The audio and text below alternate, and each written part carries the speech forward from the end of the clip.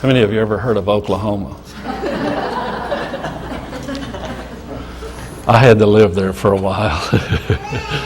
There actually is a town called Apache, Oklahoma, and there is a couple with 3 children, James and Judy Goomby, who live there. American Indian, Native American. One day the 3 kids were bored, were playing, and they got outside in the storage building on the property there, and they found a box of their grandfather's stuff.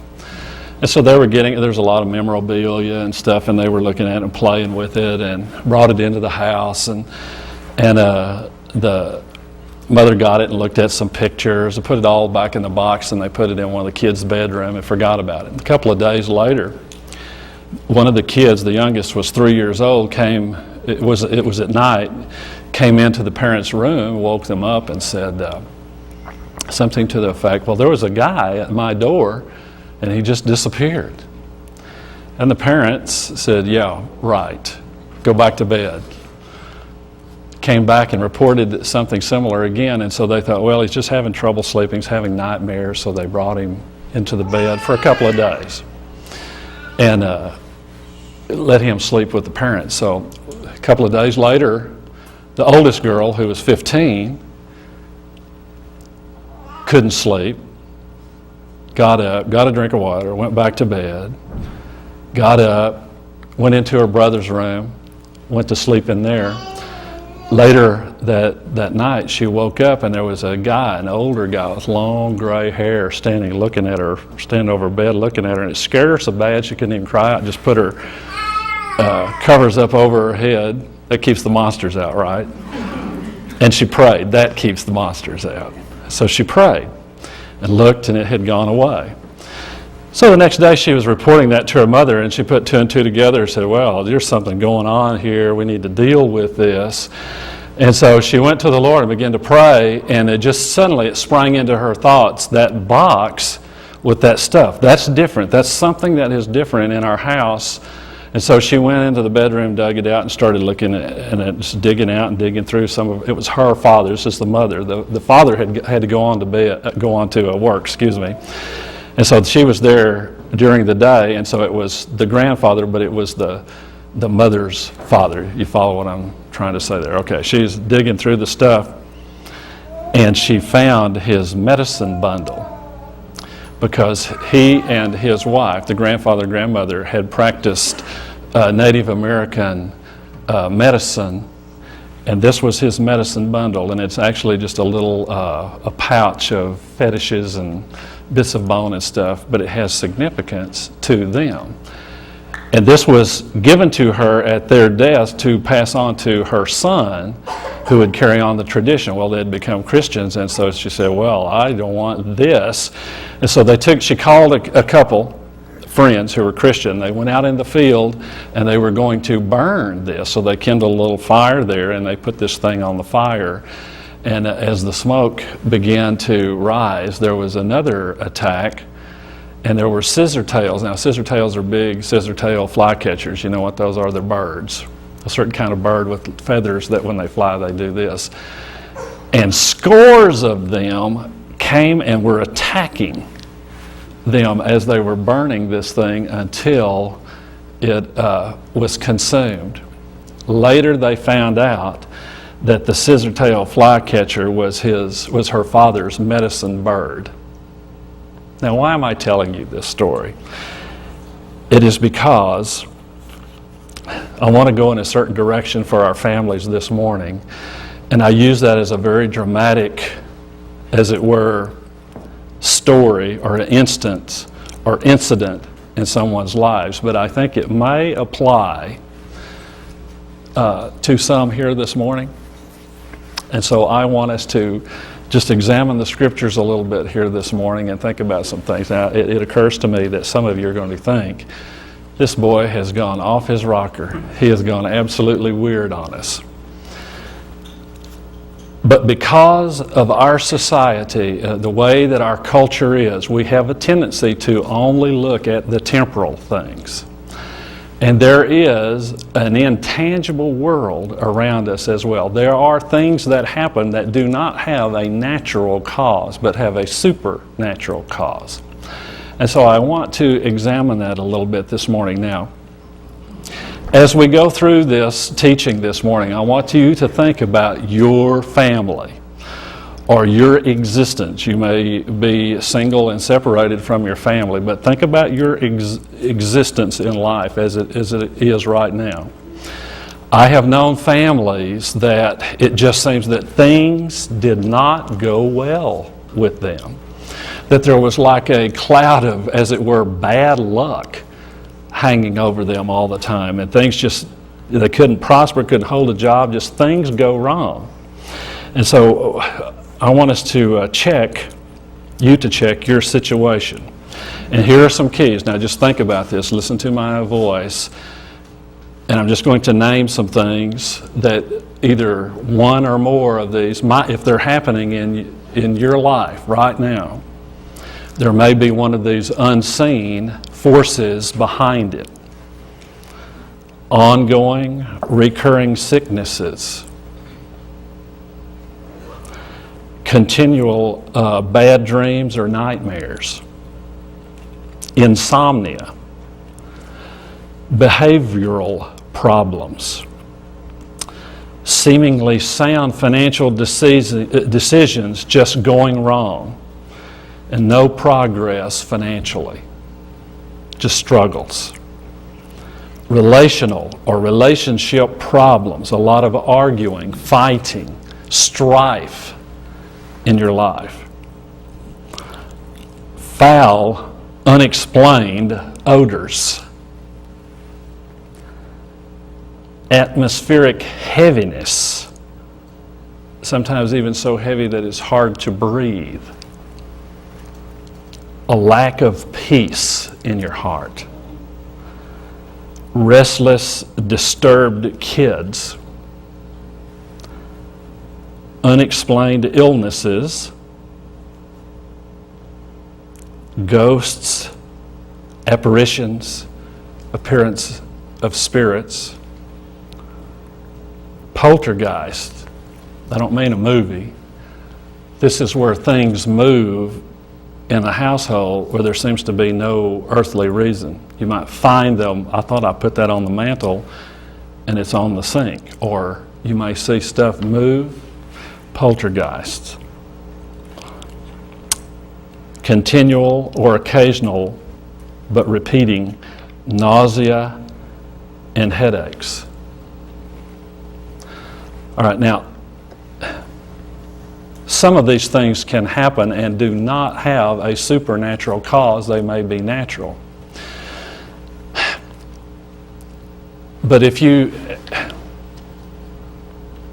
particularly if you've had a season in your life where the blessing of God was resting upon you, where you're serving God to the best of your ability, and you come to a place where things have changed and you see that there are problems like this in your home. And sometimes it's very subtle. It doesn't come on suddenly like it did in the story I just told, but you ease into it and then you just accept it as, well, this is the way life is, and I don't know why I'm not getting answers to my prayers, and I don't know why I'm not prospering, and I don't know why I can't receive healing. There could be a reason there, maybe that you don't know, that is not visible to you. So I want to talk about that. Verse 1 of Deuteronomy chapter 12. These are the statutes and judgments which you shall be careful to observe in the land which the Lord God of your fathers is giving you to possess, all the days that you live on the earth. How many of you own land or a lot and a house on it? You own it, okay? You in the bank, but you know what I mean. Who decides how you decorate that property and that house? Who decides? Your wife. That's right, the wife. Whoever said that, boy, you said a mouthful. How many of you maybe do not own the place where you live, but you pay rent and to live there? Who decides how you decorate that? You do. The children of Israel are about to go into a land that has been in the possession of other races, other people. And they are about to be God's agents to evict and then to become the owners, as it were. And God is saying here, in fact, the law is given, say, here is how I want you to live in the land. You are to live according to these statutes. You're not to live like they do, but you're to live like I tell you to, and you will be categorically different than the inhabitants of that time, or in that land. And so he's giving them instructions to do that. All right?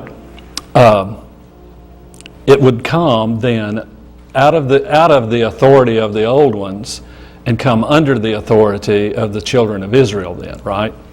Verse 2, you shall utterly destroy all the places where the nations which you shall dispossess serve their gods, on the high mountains and on the hills and under every green tree, and you shall destroy their altars, break their sacred pillars, burn their wooden images with fire. You shall cut down the carved images of their gods and destroy their names from that place.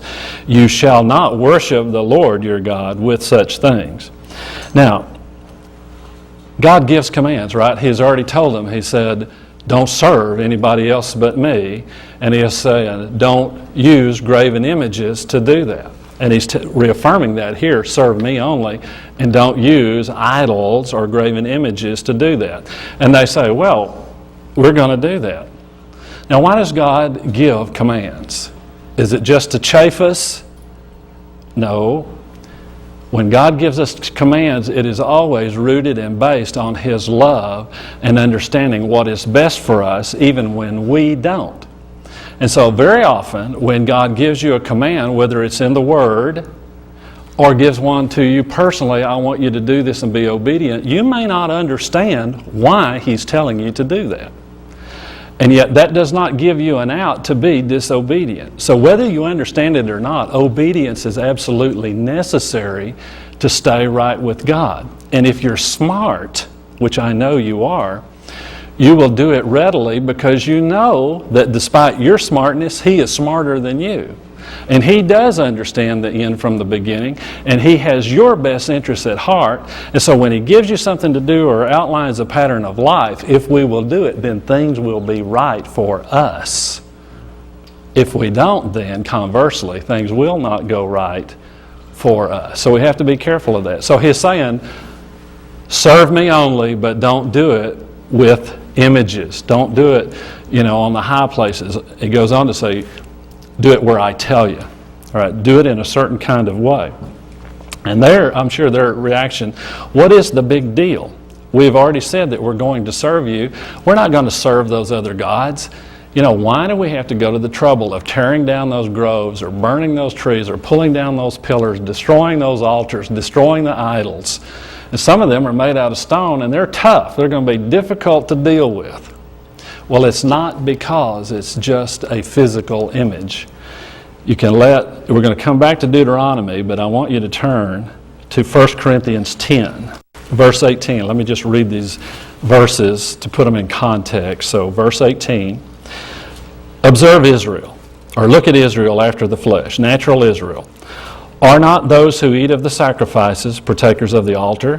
What am I saying then? That an idol is anything, or what is offered to idols is anything? Rather, that the things which the Gentiles sacrifice, they sacrifice to demons and not to God. And I do not want you to have fellowship with demons. You cannot drink the cup of the Lord and the cup of demons. You cannot partake of the Lord's table and of the table of demons. So when national Israel in the Old Testament would present a sacrifice to God, there were some occasions when the sacrificer would partake of the charred meat, as it were, the cooked meat. Other times where the Levites and the priest would partake of it. And Paul is saying when they did that, it was more than just eating the meat. When they offered a sacrifice, it was a gift unto God. They were giving something of their own. It was a sacrifice, and then it was killed, blood was shed, and sin was remitted. Sin was forgiven. In doing that, there was a communing, a fellowshipping, a sharing with that altar. The altar was set aside to God for that purpose. And so in a sense, when they did that and were obedient, they're saying, I'm making myself subservient to your requirements. I give this as a sacrifice to cover my sin. And it was a sharing or a communion by obedience with God Himself.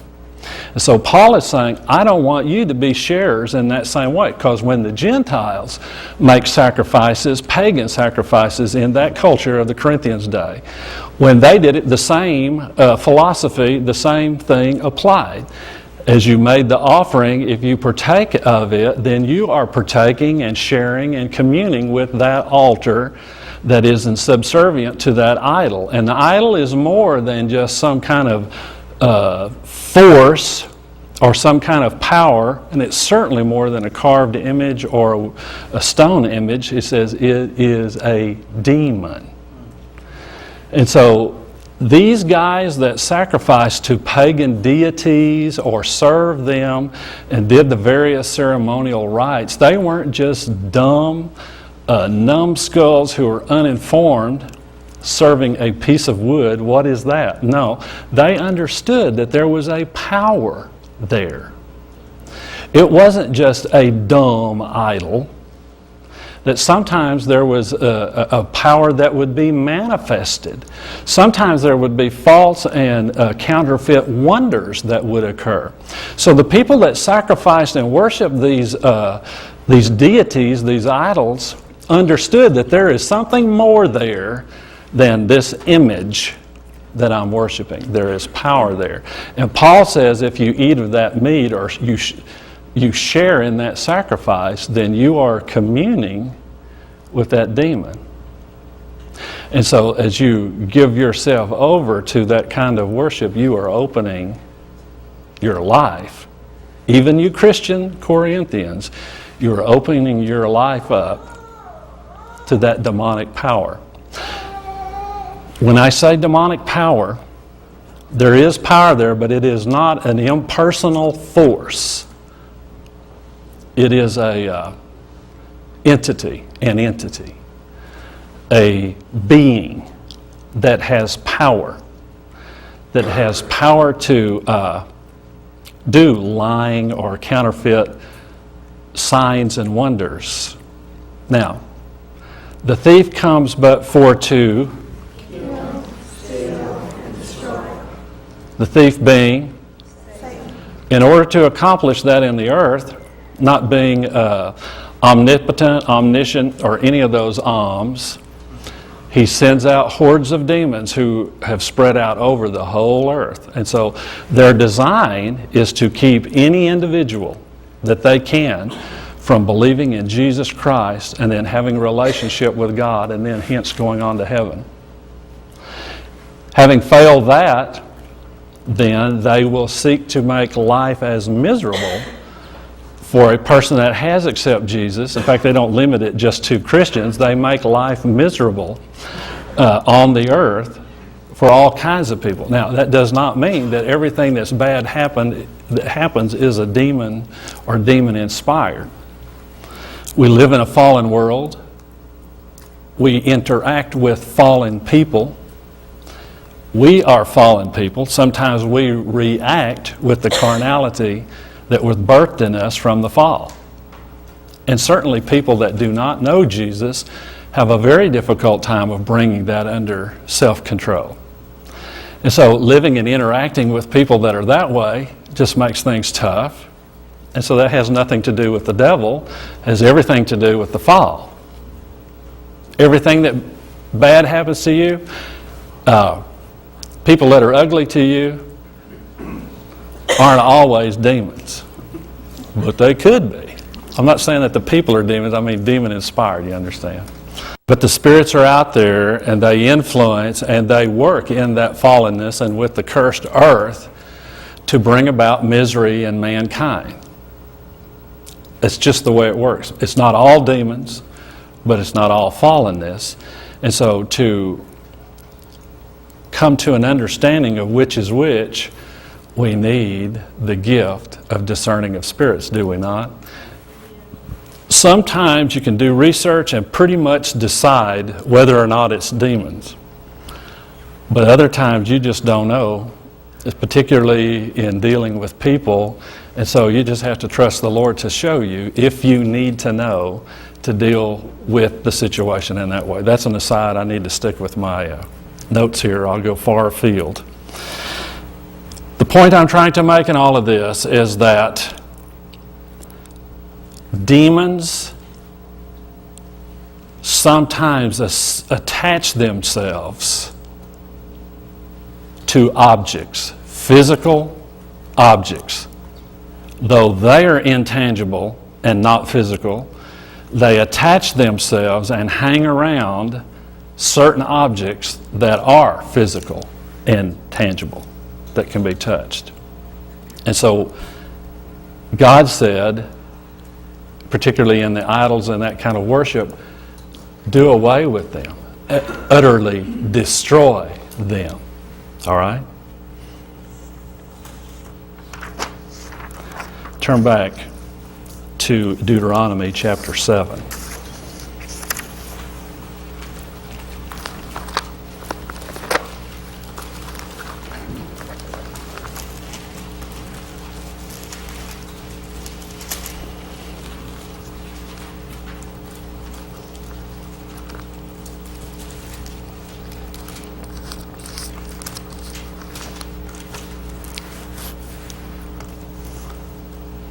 On the same subject, verse 25, you shall burn the carved images of their gods with fire. You shall not covet the silver or gold that is on them, nor take it for yourselves, lest you be snared by it. For it is an abomination to the Lord your God. Nor shall you bring an abomination into your house, lest you be doomed to destruction like it. You shall utterly detest it, and utterly abhor it, for it is an accursed thing.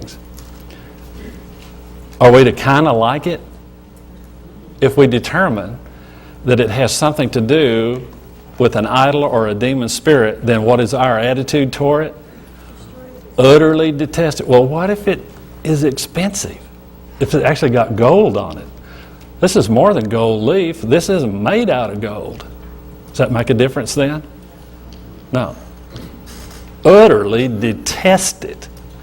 It's an abomination to God, is what this says, and you are to utterly abhor it. That's pretty strong, isn't it? God is saying in certain terms, the way I hear this is that it is not a light thing. It is disgusting, and you're to flee from it and to just get away from it. And not only that, to destroy it. How? How do you destroy it? It gives us particular, plow it under, bury it, burn it, burn it, burn it. Well, you better show me something in the New Testament.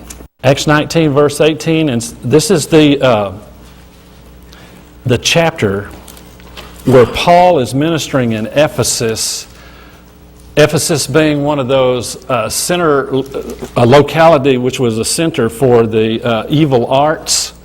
That if you were going to have a convention for magic or worship of Artemis or something that was occultic, that'd be the place, because it's very welcome there. That'd be the place that you'd want to go, is Ephesus.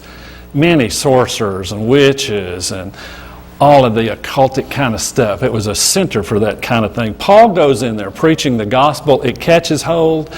People are delivered. Everybody in Asia from Ephesus heard the word of God because of Paul's ministry there. You can read that, but here's what I'm after. Verse 18, and many who had believed came confessing and telling their deeds. Also many of those who had practiced magic brought their books together and burned them in the sight of all. And they counted up the value of them, and it totaled 50,000 pieces of silver, a considerable sum of books and magic kinds of things. Now, the point I wanted to get there, how did they destroy them? By fire. And it wasn't just idols, it was anything that had to do with magic or the occult. So it's not just graven images as far as, we have a tendency to think of Indiana Jones or something like that, and we see the big, thing in the South Sea Islands or South America, and you see these images, idols. But there are many kinds of objects that have been devoted to the service of Satan that do not have something to do with worship of them. And so I'm broadening the subject a little bit, not just idols, but other things. Paraphernalia that assists in the worship and ceremonies and rituals of pagan or occultic things. Now, Chuck Pierce is a prophet. And he had in his background and his family line individuals that were actively involved in the occult. And he had gotten saved, but he was young in the Lord, and he was in New Orleans, and he wanted to look at the culture and go out and see it. And so he got his work done. He went out on the street and was listening to the sounds and looking at the sights, and he came to this particular store, and something arrested his attention. He was looking in the window, and he saw this interesting ceramic cat that had the most piercing, beautiful blue eyes on it. And he thought, that'd look great on my mantle. That'd look great over the fireplace. So he goes in there, and they had all kinds of things in there. A lot of them were oddities that were used in the practice of voodoo. But he didn't know anything about the occult, and so he bought that cat, brought it home, and then in later years when the Lord began to open their eyes about some of these things and the evil spirits attached to objects, that the Lord put his attention upon that, and so he determined that he had to destroy this. When I recognized that, he says, I repented, and I knew what the scripture had said about burning it with fire. Now, he said, ceramic does not burn. But I lit a fire, and I passed it through there, and then I broke it. That's all the time we have today. Join me next week as I continue this teaching. Until then, may the Lord's richest and best be yours.